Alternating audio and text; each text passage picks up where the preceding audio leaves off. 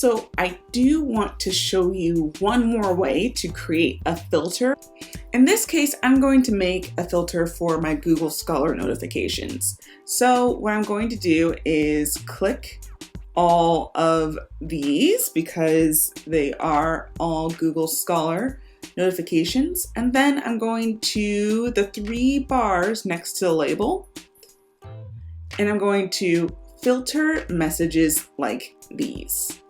This automatically creates a filter based off of what are common attributes.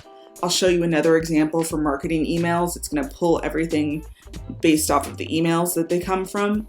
So in this case, it's Scholar Alerts. I'm going to create filter, and I'm going to skip the inbox because I don't need to see this in my inbox every time it comes through, but I do want it to be in a place that's accessible. So I'm going to create a label that says citation alerts.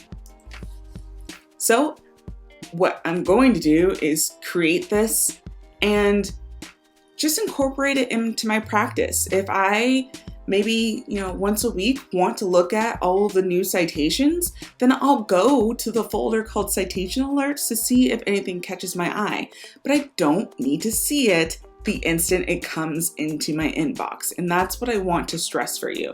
Right now, this is all about decreasing the level of interruptions in your day, because no matter what, if you look at it, it's an interruption. So we're trying to save seconds here. It's going to add up to minutes, to hours, to days, and you will thank me for it. So let's make sure that you apply it to other conversations because it kind of backdates it for you, and you create the filter.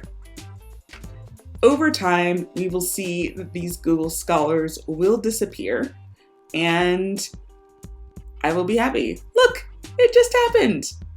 All right, now that that's done, let's look at some of these marketing emails. I am going to just choose the kinds of emails that I don't necessarily read all of the time. I know that some of them are going to be stores that I actually do buy a lot from, and I'm going to show you how to make sure that we're not missing certain ones that you might want to see.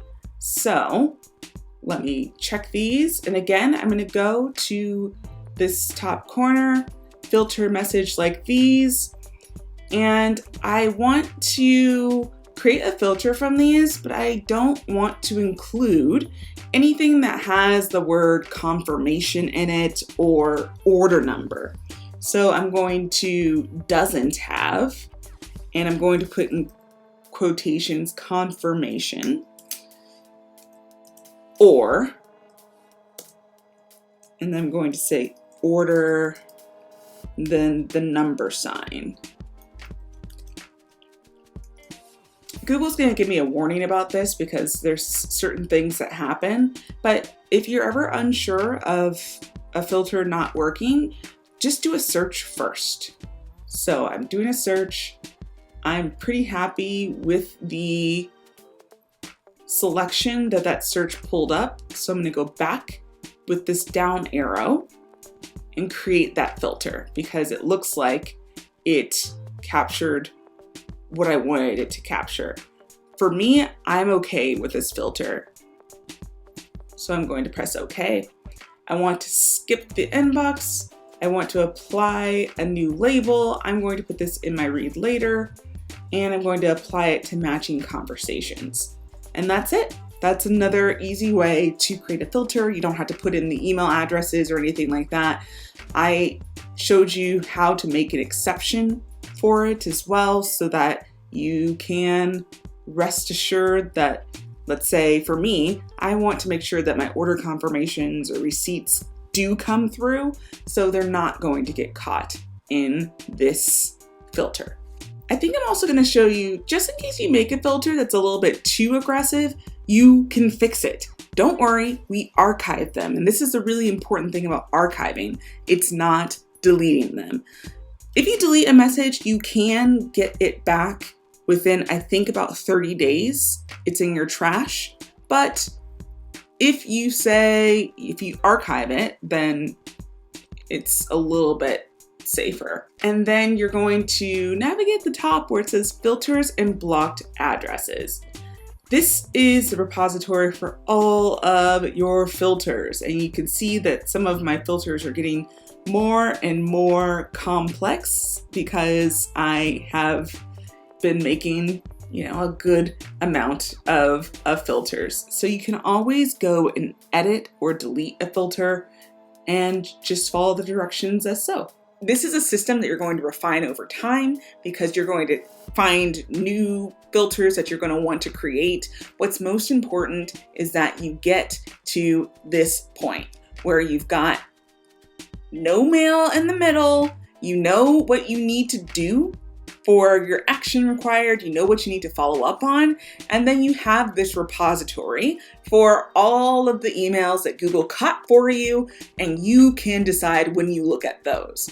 Now, I'm looking over here and I see I've got almost 3,000 of these emails. So what I do after about, let's say, what I like to do is like after about, I guess, 2 weeks or so, or whenever that number starts to get too large, I actually go and clean those up, because if it's in the read later, it's been intercepted, and after a certain amount of time, like I'm scanning through this right now, I don't need any of these emails. No. So what I usually do is I select them all, and then I'll either delete them, which is what I'm about to do now, goodbye emails, or I'll just archive them. And so if you archive them, you'll save them for later. But like I said, I make sure that these are the kinds of emails that I'm not going to miss if I never read them. So I feel comfortable just deleting them right now. We're going to watch 3,000 emails just disappear. Yes, I really want to do it. I'm going to do it, guys. Anyway, this is as rogue as I've gone this week. So, yeah, my life is wild. Yeah, that feels so much better. That feels good, guys. So now I go to my inbox and I have clarity. So this is my system for Pimp My Gmail. If you have any questions, let me know. If you want a link to the slides so that you can go at your own pace, I'll put them in the description below. Again, this is a living, breathing system. You're going to create a lot of different filters over time. This was the biggest upfront investment, but I will tell you it's going to save you time. It's going to probably save you money, because look at all those emails I just deleted that will not be temptations for me. And it's going to really help you lead a more productive life. Now, with that, I know that you've noticed that there's a lot of different things that you can do in order to make your inbox a little bit more exciting. And this looks very sterile to me, so I'll show you how to do that real quick. First, you're going to go to your settings, and you're going to be able to customize it a little bit. I go to themes, which is at your top right navigation, and then you can set a theme. As a theme, that is large. I'm not going to keep that. Actually, let's just remain guy. Thank you. But actually, I don't even like that. Anyway, serene. That is how you change it. I'm going to leave it at that. Now, also, there's going to be times where you find yourself creating the same email over and over and over again, and I want to make sure that you're able to save time. So this is also in settings, and then go straight to advanced.